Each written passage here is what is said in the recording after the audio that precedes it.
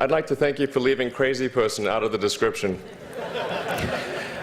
So I thought, I was trying to think what is the most useful thing that I could, what could I say that could actually be helpful or useful to you in the future? And I thought I'd perhaps tell the story of how I sort of came to be here. How did some of these things happen? And maybe there's some lessons there, because I often find myself wondering, how did this happen? So when I was young, I didn't really know what I was going to do when I got older. People kept asking me, but then eventually I thought that the idea of inventing things would be really cool. And the reason I thought that was because I read a quote from Arthur C. Clarke, which said that a sufficiently advanced technology is indistinguishable from magic, and that's really true. If you go back, say 300 years, the things that we take for granted today would be you'd be burned at the stake for.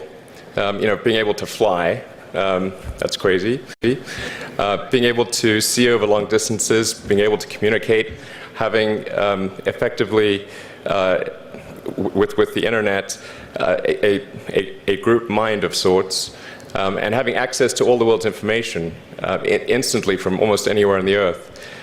This is stuff that really would be magic, or would be considered magic in times past. In fact, I think it actually goes beyond that, because there are many things that we take for granted today that weren't even imagined in times past. They weren't even in the realm of magic. So it actually goes beyond that.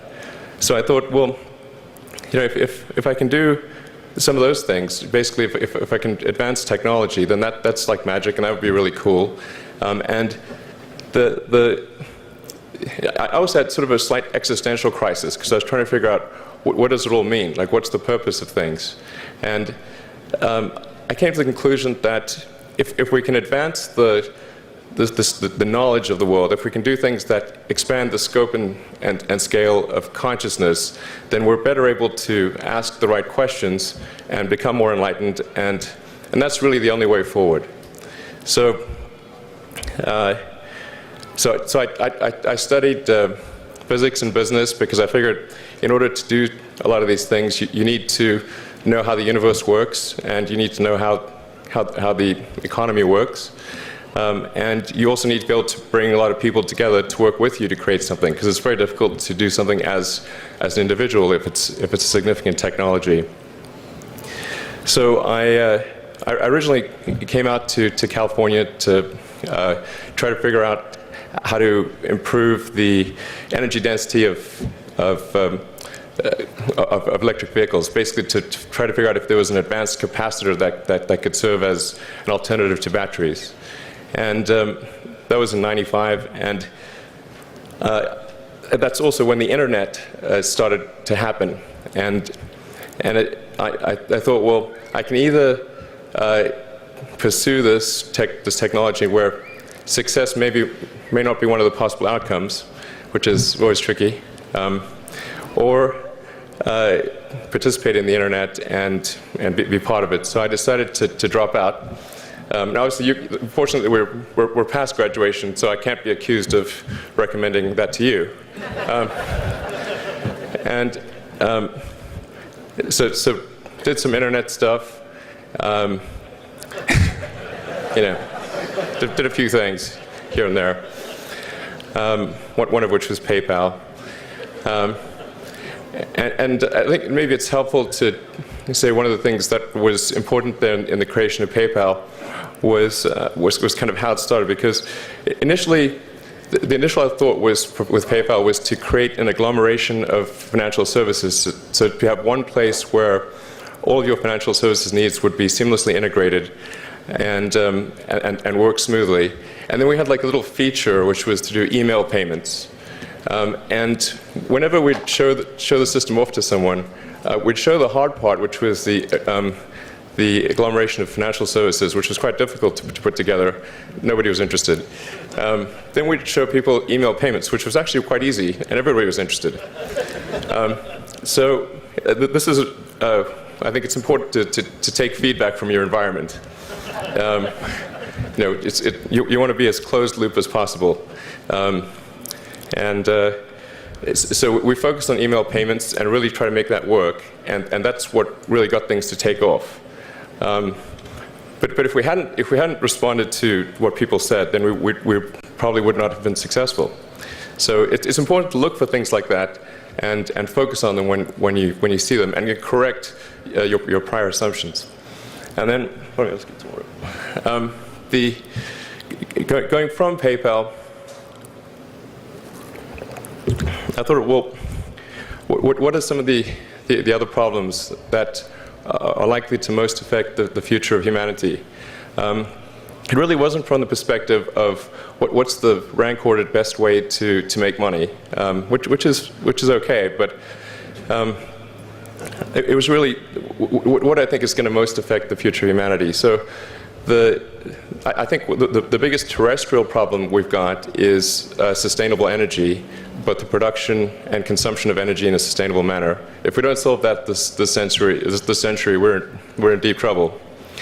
And then the other one being the extension of life beyond Earth to make life multiplanetary. So that's the basis for the latter is the basis for SpaceX, and the former is the basis for Tesla and Solar City. And when I started SpaceX, initially I thought that, well, there's no way one could possibly start a rocket company. I wasn't that crazy. But then I thought, well, what is a way to increase NASA's budget? That was actually my initial goal. So I thought, well, if we can do a low-cost mission to Mars, something called Mars Oasis, which would land seeds with seeds and dehydrated nutrient gel, and you hydrate them upon landing, and then you'd have this great sort of money shot of green plants on a red background, and the public tends to respond to precedents and superlatives, and this would be the first life on Mars, the furthest that life's ever traveled, as far as we know. And I thought, well, that would get people really excited, and therefore increase NASA's budget. So obviously, the financial outcome from such a mission would probably be zero. So anything better than that was on the upside. So I actually went to Russia 3 times to look at buying a refurbished ICBM. Because that was the best deal. And I can tell you it was very weird going there in late 2001, 2002, going to the Russian rocket forces and saying, I'd like to buy 2 of your biggest rockets, but you can keep the nuke. That's a lot more. And that was 10 years ago, I guess, so they thought I was crazy, but I did have money, so that was okay. And after making several trips to Russia, I came to the conclusion that actually my initial impression was wrong about because my initial thought was, well, that there's not enough will to explore and expand beyond Earth and have a Mars base and that kind of thing. But I came to the conclusion that was wrong. In fact, there's plenty of will, particularly in the United States, because the United States is a nation of explorers, of people who came here from other parts of the world. I think the United States is really a distillation of the spirit of human exploration. So, but if people think it's impossible, then, or it's going to completely break the federal budget, then they're not going to do it. So after my 3rd trip, I said, okay, well, what we really need to do here is try to solve the space transport problem, and started SpaceX. This was against the advice of pretty much everyone I talked to. One friend made me sit down and watch a bunch of videos of rockets blowing up. Let me tell you, he wasn't far wrong. It was tough going there in the beginning because I'd never built anything physical. I mean, I'd built like little model rockets as a kid and that kind of thing, but I'd never had a company that built anything physical. So I had to kind of figure out how to do all these things and bring together the right team of people. And And so we did all that and then failed 3 times. It was tough going. Because the thing about a rocket is that the passing grade is 100%. You don't get to actually test the rocket in the real environment that it's going to be in.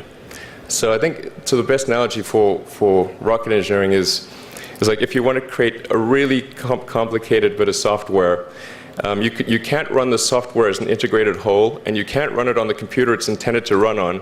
But the first time you put it all together and run it on that computer, it must run with no bugs. That's basically the essence of it. So we missed the mark there.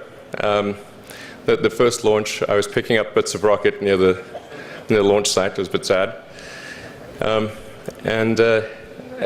we learned with each successive flight, and were able to, eventually with the 4th flight in 2008, reach orbit.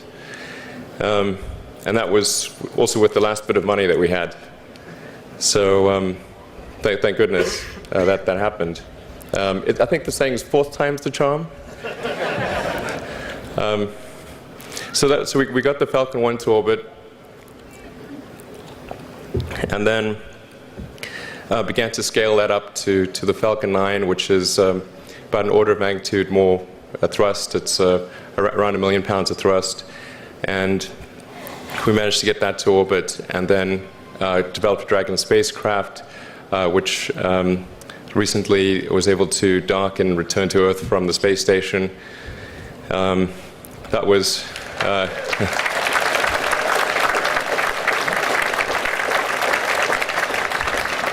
thanks. That was a white-knuckled event. Yeah, it's a huge relief. Still can't quite believe it actually happened. But there's a lot more that must happen beyond this in order for humanity to become a spacefaring civilization, ultimately a multi-planet species.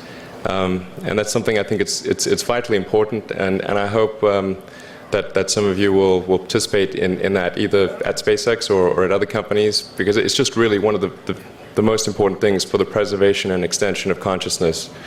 I mean, it's worth noting, as I'm sure people are aware, the Earth has been around for 4 billion years, and civilization, at least in terms of having writing, has been around for 10,000 years, and that's being generous. So it's really somewhat of a tenuous existence that civilization and consciousness, as we know it, has been on Earth. And I think I'm actually fairly optimistic about the future of Earth. So I don't want to sort of people to have the wrong impression that I think we're all about to die.